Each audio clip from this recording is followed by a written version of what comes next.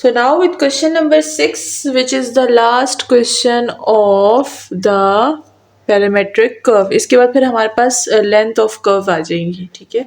सो बहुत अच्छा सॉन्ग लगा है. अच्छा ठीक है. हम क्या करते हैं. यस. तो अब हमारे पास यहाँ पर जो फंक्शन है वो है ट्रिग्नोमेट्रिक के फॉर्म में. वो तो पहले भी था, बट यहाँ पर अब हमारे पास प्रोडक्ट फॉर्म आ गया है. ठीक है. तो सबसे पहले मैं थोड़ा सा प्रोडक्ट रूल जो है वो एक्सप्लेन कर देती हूँ. Product rule of derivative.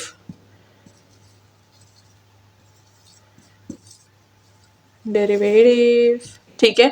अच्छा, प्रोडक्ट रूल ऑफ डेरिवेटिव का ये होता है कि एफ ऑफ एक्स और जी ऑफ एक्स हमारे पास दो फंक्शंस होते हैं, और अगर वो मल्टीप्लिकेशन में आते हैं तो प्रोडक्ट रूल अप्लाई करते हैं. जिनको पता है गुड, वो थोड़ी सी वीडियो को आगे कर दे, और जिनको नहीं पता वो देख ले. ठीक है. सो इन दो का डेरिवेटिव हम किस तरह से लेते हैं कि सबसे पहले हम लोग एफ ऑफ एक्स लेते हैं और डेरिवेटिव लेते हैं दूसरे फंक्शन यानी जी ऑफ एक्स का. ठीक है. प्लस फिर जी ऑफ एक्स लेते हैं और डेरिवेटिव ले लेते हैं हम लोग पहले फंक्शन का यानी एफ ऑफ एक्स का. सही है. अगर मैं बोलूं कि फर्स्ट फंक्शन और सेकंड फंक्शन, दो फंक्शंस है मेरे पास, अब उन पे मैं प्रोडक्ट रूल अप्लाई कर रही हूँ. तो first function into derivative of second function plus second function into derivative of first function. Simple. ठीक है. और फिर इन दोनों को मल्टीप्लाई और इन दोनों को मल्टीप्लाई, काम खत्म. सही है. तो इस तरह से है हमारे पास प्रोडक्ट रूल. तो चलिए, होप कि आइडिया मिल गया होगा. अब चलते हैं प्रोडक्ट रूल को सॉल्व करते हैं. सबसे पहले फॉर्मूला हमें पता है तो हम वो नहीं लिखेंगे. पहले हम लोग जो है वो प्रोडक्ट रूल मतलब इनकी डेरिवेटिव्स ले लेंगे. तो एक्स लेंगे. एक्स है हमारे पास 8 कॉज ऑफ टी. ठीक है. इसका derivative plus 8 t sine of t. सही है. तो फर्स्ट एक्स का डेरिवेटिव ले लेंगे. 8 अपनी जगह पे रहेगा. कॉस का डेरिवेटिव क्या होता है? कॉस का डेरिवेटिव होता है हमारे पास माइनस साइन. ठीक है. सो ये हो जाएगा हमारे पास माइनस साइन ऑफ टी. सही. प्लस अब ये है हमारे पास एक एल्जेब्रिक फंक्शन और ये है हमारे पास ट्रिग्नोमेट्रिक फंक्शन यानी फर्स्ट फंक्शन और this is the second function. ठीक है. तो अब हम लोग ले लेंगे first function into derivative of second function plus second function into derivative of first function. अब ये साथ में मैं इसलिए बोल रही हूँ ताकि ये याद भी हो जाए आपको. आपने भी जब लिखना है तो आपने याद रखना है, क्योंकि एक दफ़ा ऐसे ही हुआ था कि जब हम लोग फर्स्ट टाइम में डेरिवेटिव्स पढ़ रहे थे, आई थिंक इट्स ये बात है किसकी, फर्स्ट ईयर की. तो अब हमें ये सारे रूल्स याद हो गए. ठीक है. अब हमारा पेपर था और उस रूल के चक्कर में हम ये भूल गए कि प्रोडक्ट रूल और कोशेंट रूल में फ़र्क क्या है. बस फिर क्या, काम तमाम हो गया था हमारा. ठीक है ना. वो तो खैर एग्ज़ाम वो उसे क्या बोलते हैं, वीकली टेस्ट थे, तो उसकी वजह से फिर हमें पता चल गया कि हमें अगर ये बोलेंगे नहीं हम तो हम भूल जाएंगे. और क्वेश्चंस तो हमने बहुत ज़्यादा किए थे, सोचे एक्सरसाइज बहुत ज़्यादा थी, बट गड़बड़ कहाँ हुई, गड़बड़ यहाँ हुई कि हम लोग बस उसको लिख रहे होते थे.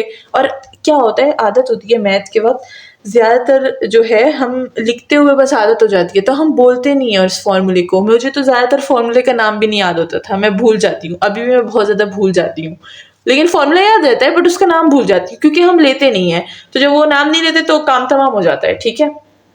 इसीलिए साथ में बोलिए कि first derivative into first function to derivative of second function into derivative of first function. These are the small tips जो आपको काम आएंगी. ठीक है. तो ये हमारे पास अपनी जगह sign of T plus 8t अपनी जगह पे. साइन का डेरिवेटिव क्या होता है? कॉज. सही. प्लस साइन ऑफ टी अपनी जगह पे. अच्छा, 8t का डेरिवेटिव क्या होगा? 8. तो 8 को मैं पहले लिख दूंगी. सही है. अब प्लस और माइनस खत्म. हमारे पास क्या बचा? 8t cause of T. ये हो गया हमारे पास हमारा एक्स ऑफ डैश. ठीक है. अब एक्स ऑफ डैश ये हो गया.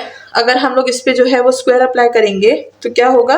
8 का स्क्वायर 64 और टी स्क्वायर और कॉज स्क्वायर ऑफ टी.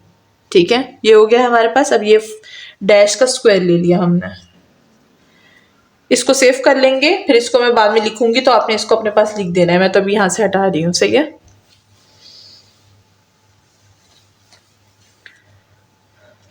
अब है हमारे पास y है 8।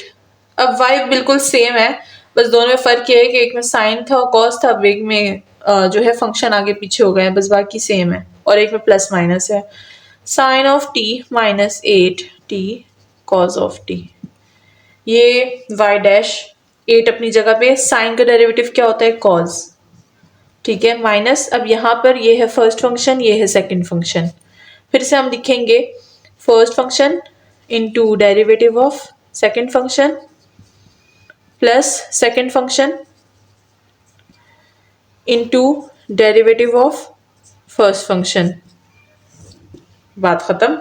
y dash equal to 8 cos of t अपनी जगह पे माइनस, अब मैं इस माइनस को खोलूंगी भी, ठीक है, 8t अपनी जगह पे, कॉस का डेरिवेटिव क्या होता है minus sine, minus into minus plus sine of t,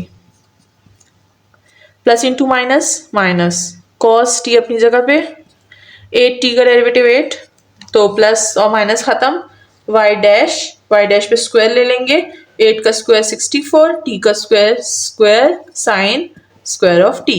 अब ये हो गया हमारे पास y ऑफ डैश, मामला सेटल। अब दोनों की जो है हमारे पास आ गई है वैल्यूज, अब इसमें जो है हम क्या करेंगे फॉर्मूले में पुट करेंगे।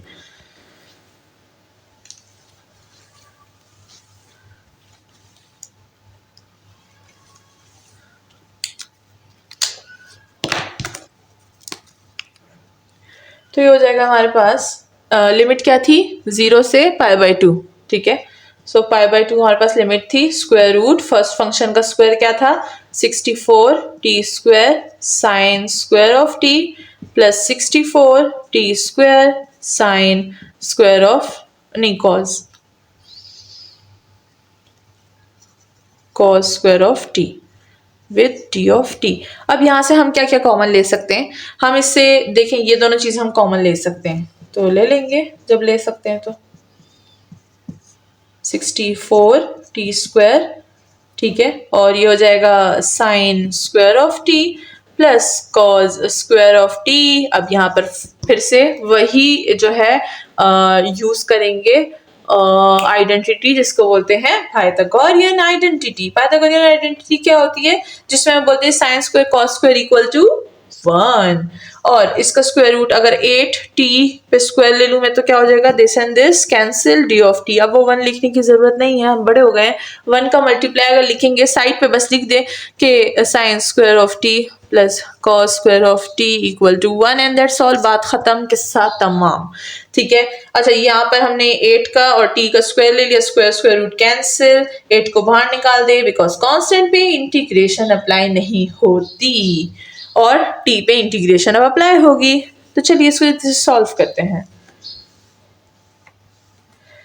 ये हो जाएगा हमारे पास लेंथ इक्वल टू 8, t का जो है इंटीग्रेशन क्या होता है t square divided by 2, limit है 0 से π/2 और लिमिट है हमारे पास 8, यहाँ पर हो जाएगा π/2 का whole square divided by 2 minus of 0, ये और ये कैंसिल हो जाएगा, ये आ जाएगा 4 और ये हो जाएगा pi square divided by 4, 4 and 4 cancel, pi की वैल्यू आ जाएगी, नहीं लेंथ की वैल्यू आ जाएगी पाई स्क्वायर। एंड होप कि इसी के साथ आपको ये शुरू के 6 क्वेश्चन समझ आ गए होंगे जो कि बहुत ही ज़्यादा आसान थे।